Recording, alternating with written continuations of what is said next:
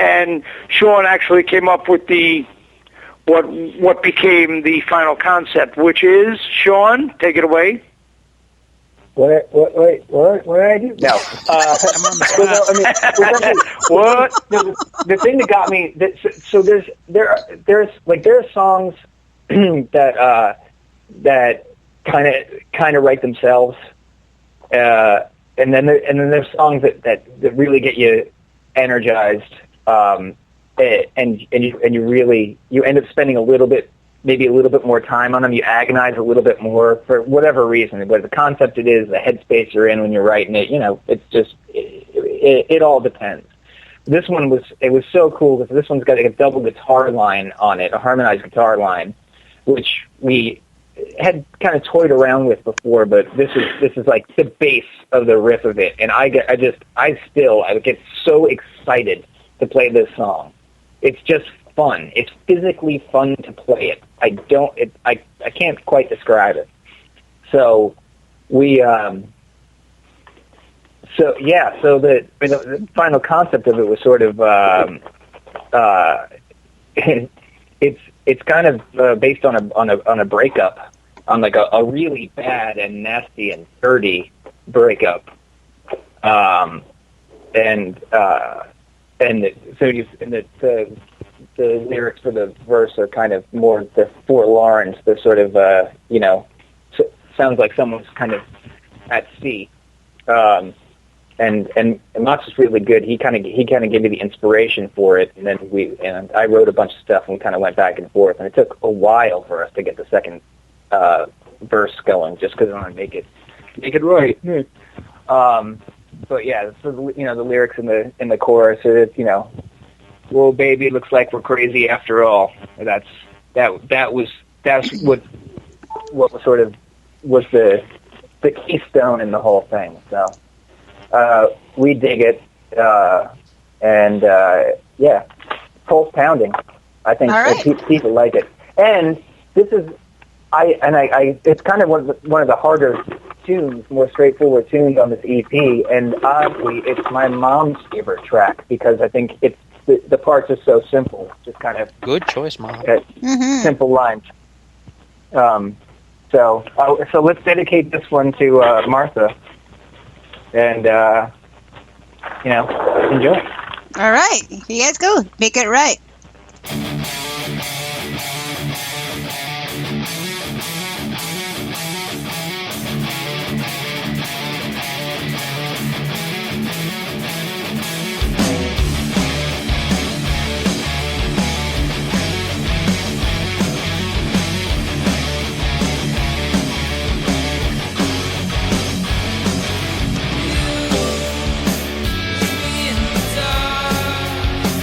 Without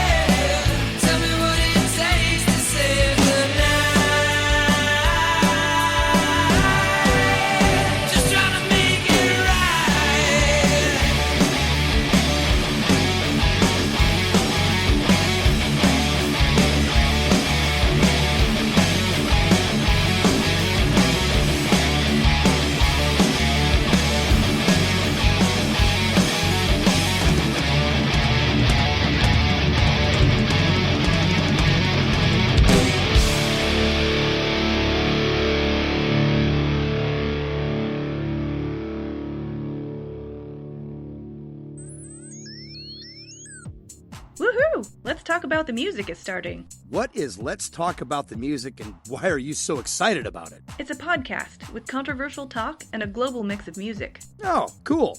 How and where can I listen? Just go to letstalkaboutthemusic.com and click follow to be sure to get all the info about the bands that are playing and see their music videos. Then click on Spreaker or iTunes to listen live and even chat with other listeners and the host herself. What day and time is Let's Talk About the Music on? Every Wednesday night from 8 p.m. to midnight Pacific Standard Time. I think I'll tune in. Thanks for the info. The volunteers at Let's Talk About the Music is honoring the creativity of Star Wars on May 4th. Hear in their own way how they enjoy Star Wars. First up, Ty, the voice guy. I have many fond memories of Star Wars when it came to theaters in the summer of 1977. The opening, the music, the characters, and of course, the new special effects.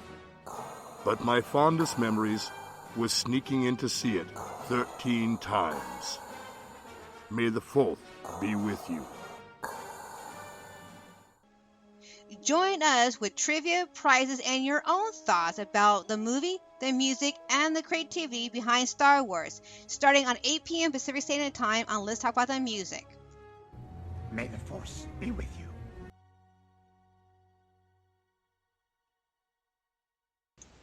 I will do that. All right, That's we're a back great on the air then. Let's talk about Are we on now? Yeah, we are. Let's talk about the music. I'm Shell, the host, without laughing and chasing a mouse because my cats decided to chase it.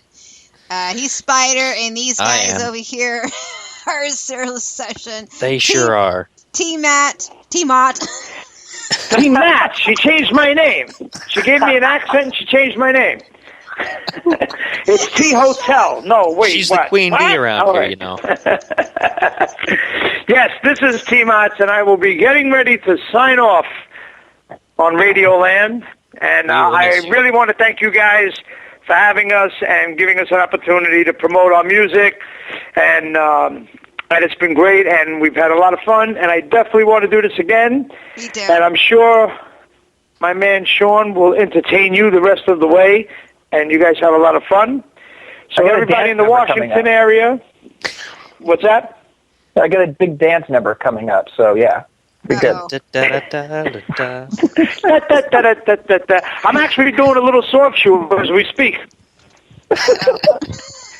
If you guys I'm a great tap could see this, you'd be dancer. very impressed. Very impressed. I'm imagining. See, if we had a live webcam now, you'd see how light on my feet I am. I'm dancing even as we speak. That's motivation. It's very motivation. Are you sure it's lack of sleep? That's what it is. Okay, on that note, I will be leaving you. Okay, bye, T. Say goodnight, Mom. All right.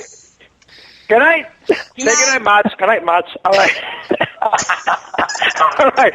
You guys have a great time. Talk to you soon. Talk to you soon. Bye, guy. All right, bye. Bye. Okay, so now T is gone. It's just myself and Spider and Sean. Hello. Just the three of us. Just the three of us. There we go. That's our let's talk about music cover album. We'll do. There you go. Live on the air right Just now. the three of us. There you go. Yeah.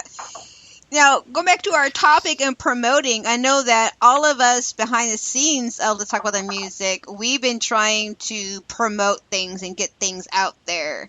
I'm getting ready to work. I'm working on a sponsorship, a brochure with all the sponsorship. So I have a friend of mine who's been a knockout, taking over the promotions and the marketing, and she does events out there in your guys' neck of the woods.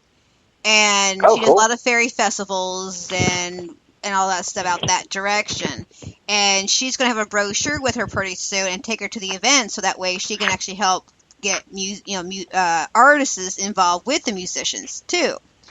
So Great. That's something we're working on right now.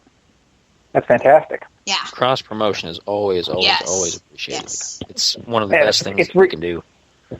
it's the only way to do it now. It's fact. And with with internet radio, with podcasts, I love that. I listen to podcasts constantly. Being a musician, it is sometimes not. I should say it's not always relaxing to just sit and listen to music because you're overanalyzing. It's like your brain just is going. But I love sitting and listening to some a conversation, and if it can be educational too, I'm all for it. I love it. So what I think is so great, and it started happening earlier on, and I think it's because a lot of it's are comedians that aren't really in competition. They know each other from being comedians. Mm-hmm. It's amazing how much cross-platform, cross-promotion. It doesn't matter what network that they are affiliated with. Nobody cares, and they'll even do release a cross episode where it's both their podcasts, but it's the two podcasts put together. I love that stuff. It's just it's what we're talking about. It's creating that sense of community that helps support each other. Because just like Mont said before, is that otherwise you're just doing it for yourself. And and how far can you get without? How far can you expand your reach without getting in bed with other people and you're getting in bed with people that that you respect, that you like. We wouldn't be jumping at the chance to do your show if your show wasn't good. But right.